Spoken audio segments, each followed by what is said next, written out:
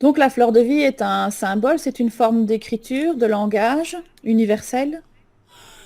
Oui, comme tu dis, les symboles sont une écriture dessinée. C'est une écriture dessinée qui a l'avantage d'être compréhensible dans toutes les langues et dans toutes les cultures. C'est quelque chose d'assez intéressant. Alors, on a commencé à beaucoup à utiliser les symboles Dans parce le que New on Age. disait que ça représente des choses importantes et donc on leur a attribué d'une énergie, des pouvoirs. C'est-à-dire que des égrégores sont nés et sont reliés à des symboles. Tu vois? Et celui qui considère le symbole comme quelque chose d'important et lui donne une énergie, eh bien, lui donne un pouvoir, on va dire. Mais Eh bien, c'est pas oui. autonome en fait. Au fur et à mesure que tu lui donnes des intentions, ça continue à vivre, mais une fois que ce symbole tombe à l'eau, il meurt avec les intentions qui ne sont plus données. Non, le symbole est toujours vivant dans les égrégores. C'est pour ça qu'ils peuvent ressurgir à tout moment par l'inspiration de l'un ou de l'autre, parce qu'ils sont toujours bien existants dans les égrégores.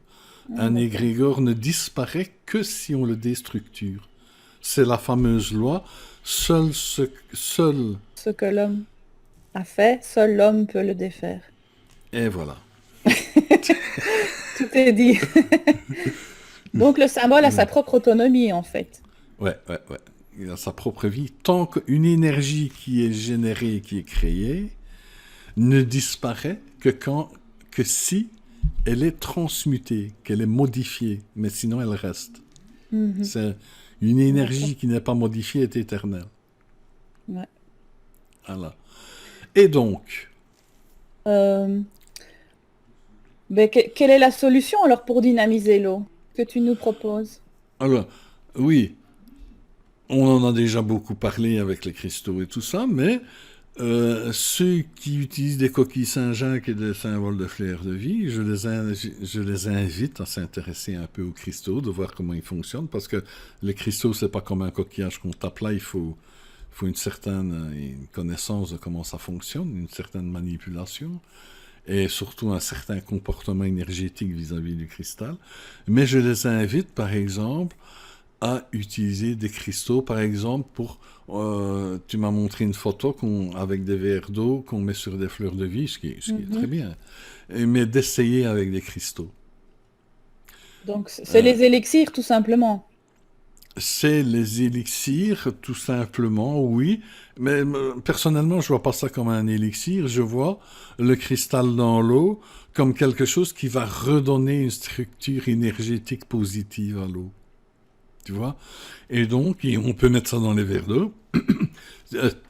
Euh, toi, tu m'avais montré c'est comme des petits thermos en verre et qui a une Oui, une pierre espèce de dedans. gourde. Ouais. Oui, oui.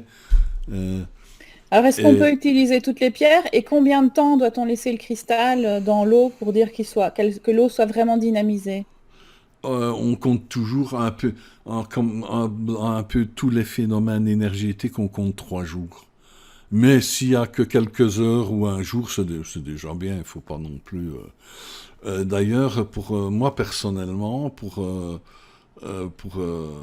énergétiser mon eau, on va dire ça comme ça, j'ai bricolé des grandes touries, il y a la photo, où l'eau, c'est de l'eau osmosée parce que sinon tu vas avoir du calcaire et tu vas avoir des algues qui vont se Des algues, développer. ouais. Non, là l'eau, elle peut rester des mois, elle ne bouge pas. Et l'eau reste en permanence dans les cristaux et on la boit petit à petit, quoi. On fait comme ça. Et Mais n'importe quelle pierre? euh, je pense qu'on peut faire avec n'importe quelle pierre, sauf celles qui ont des éléments toxiques qui pourraient aller dans l'eau. Voilà. Hein. Il y a des pierres qui ne vont mieux pas. Par exemple, si tu mets une améthyste, il faut essayer de ne pas mettre des morceaux de la croûte extérieure avec. On ne Mhm. sait pas trop ce qui... par exemple. Et il y a des pierres comme la malachite, et la malachite tout simplement, qui vont libérer et qui sont toxiques. Donc il faut se renseigner avant de faire un, Un un- élixir. un élixir avec... Ça, il y a suffisamment de livres là-dessus pour se il renseigner y a ce et qu'il faut pour se s'informer. renseigner. Ouais. Mais moi, j'utilise le quartz Cristal de rose, roche. le cristal de roche toujours en priorité, et l'améthyste. Mais attention, l'améthyste, elle secoue. Hein, elle fait sortir les dégâts. C'est quelque chose qui secoue.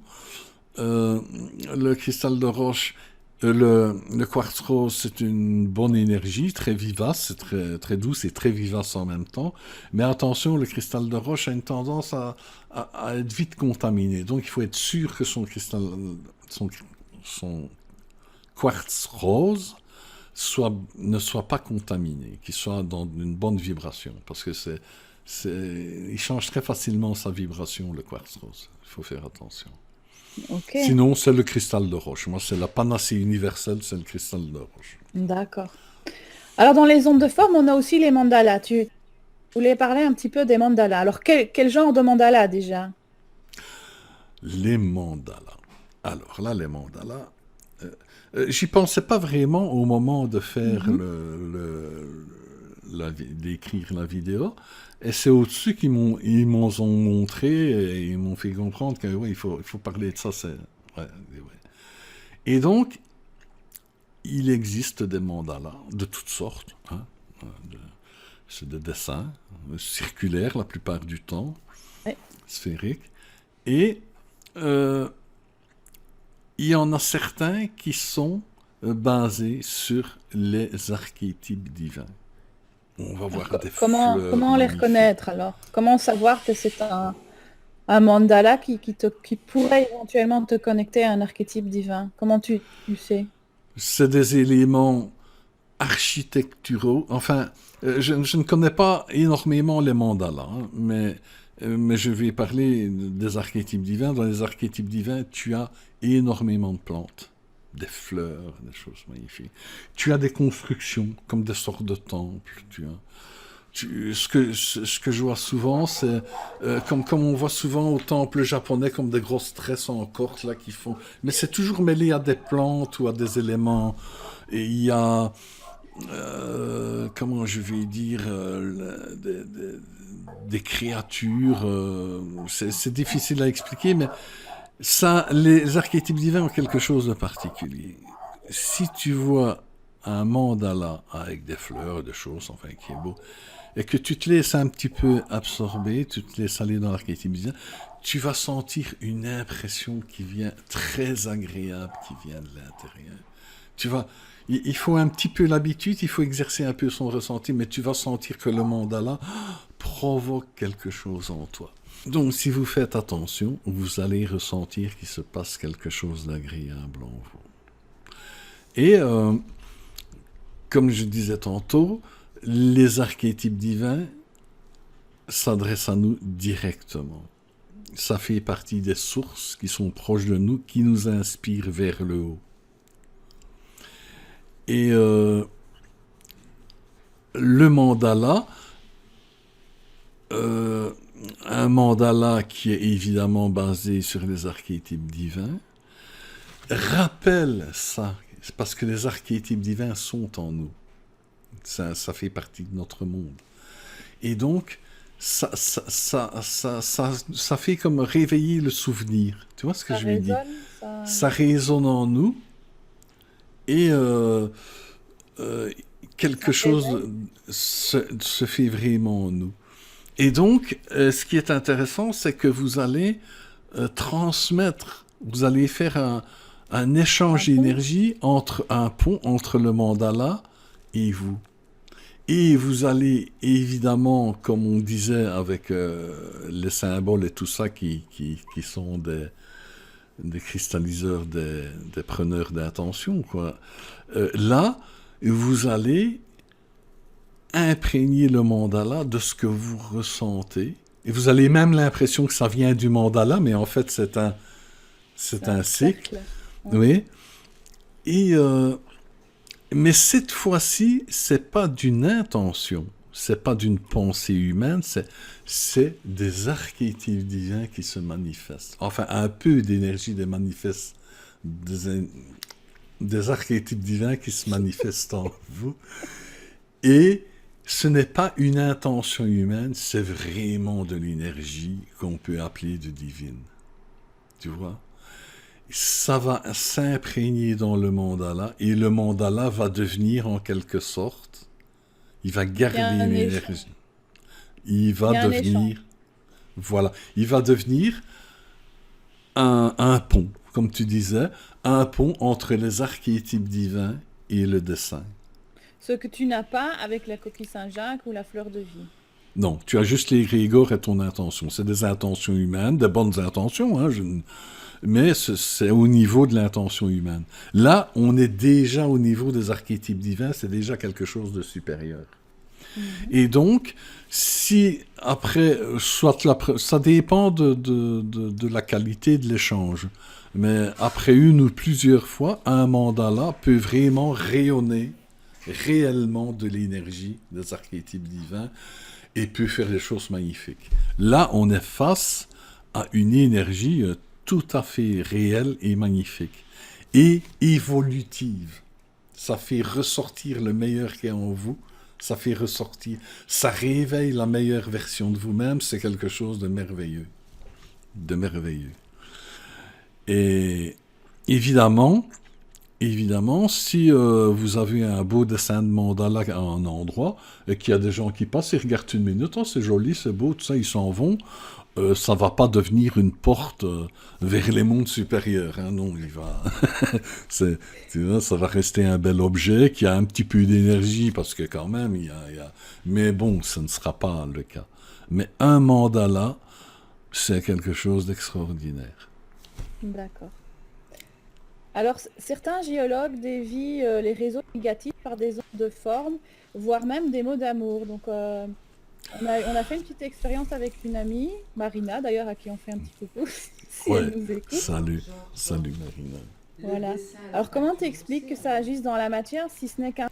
Donc, Ol- Olga me disait que il fallait rajouter ça, que il y a pas que les mandalas faits par des débutants ou je sais Ouais, quoi. les dessins d'enfants, là. Parce que pour le moment, on vend beaucoup des livres avec des mandalas à dessiner à Ouais, colorier. ouais.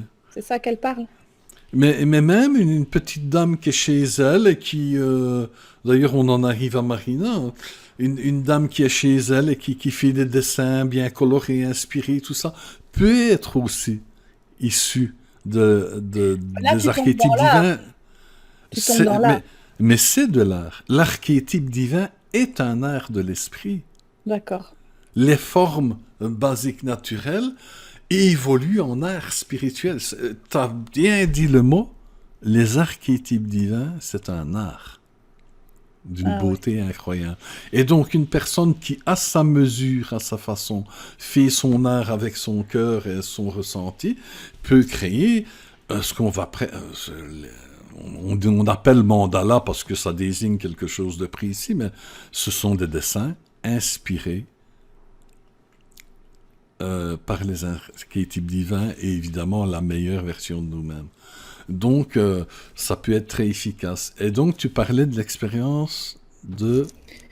Avec Marina, donc elle a dessiné un réseau je ne sais plus si elle a écrit le mot amour ou si elle a dessiné le petit cœur. Ça, je ne sais plus te dire. Mais enfin, C'est le réseau, on a pu le vérifier, le tester, que ce soit avec les baguettes, le pendule ou avec le clair ressenti. Le réseau était réellement dévié. Voilà. En fait, il y avait Stani qui avait repéré donc un point négatif, tout ça, enfin, qui avait des choses. Et Géopathogène, ouais. un géopathogène. Comme c'est comme ça fait cool. Et donc, on discutait de comment on pouvait régler un point pathogène. Et elle est arrivée, elle a dit, attends, je vais te montrer. Et alors elle est partie, elle est revenue, elle a mis un bout de papier plié à l'endroit. Et donc, ça a été vérifié avec les instruments et Plus rien. incroyable. Plus rien, Mhm. magnifique. Et elle a montré le papier, elle avait dessiné un cœur. Ouais. Mais Tout ça rejoint un peu simplement. aussi le travail de Masaru Emoto avec le pouvoir de l'eau, le pouvoir extraordinaire de l'eau qui modifie la structure moléculaire et la structure des cristaux qui ont été congelés, l'eau qui a été congelée. Selon le message, ça fait une forme géométrique parfaite, presque un mandala finalement, où la structure est complètement difforme, selon Voilà, si le mot qu'on a mis, si tout à c'est fait. positif ou négatif. En fait, en réalité, la structure reprend son aspect originel. Il a été déformé par du négatif, et par le positif, on remet les choses à place. Elles reprennent leur forme originelle. Et au-delà, si c'est plus spirituel, alors ça rentre plus haut dans les archétypes divins. Mais les cristaux des motos, eh bien, son travail en est à rendre la forme originelle. Et ce qui est déjà extraordinaire. C'est ça le fameux pouvoir du verbe que nous avons, mais qu'on a oublié. Le pouvoir de verbe, c'est un peu l'énergie conjointe du chakra de la gorge et du troisième œil. Et en fait, la voix, le verbe, c'est imprégné, pulsé en matière, parce que les vibrations du son peuvent être considérées comme une matière, c'est concret, en vibration dans notre monde. Oui, le pouvoir du verbe est extraordinaire. Le son de la voix est quelque chose d'extraordinaire. Ah oui, oui, oui. Il est porteur des vibrations, génère des vibrations. C'est quelque chose de fort important. En fait, le chant, c'est considéré comme un art, et on peut parler aussi des mandalas. Ça rejoint un peu le mandala, c'est aussi un art. Dessiner un mandala, c'est un art. Exactement, on a parlé des mandalas aussi. Le chant, des belles musiques inspirées, des vraiment belles musiques. Quelqu'un peut guérir d'une dépression, peut se sentir merveilleusement bien en ayant écouté une belle musique. C'est pas forcément du classique. Il y a dans la variété, il y a des chefs-d'œuvre. On fait pousser les plantes avec la musique classique. Voilà, par exemple, ce sont des vibrations, mais là, on sort un peu du domaine du symbole, du visuel, du matériel, mais c'est comme tu dis, la voix, le chant est une énergie extraordinaire, tu vois? Et tout le monde connaît ça, qu'il y a des moments que t'aimes ça, t'es pas dans ton assiette, tout ça, t'écoutes, oh, il y a une belle musique qui passe, et tout ça, tu te sens réellement mieux. Et c'est pas du placebo, c'est pas du psychologique et tout ça, c'est vraiment une vibration comme avec un dessin genre mandala qui réveille une énergie qui existe, qui est là, qui est supérieure. Oui, il y a les sons aussi. D'accord.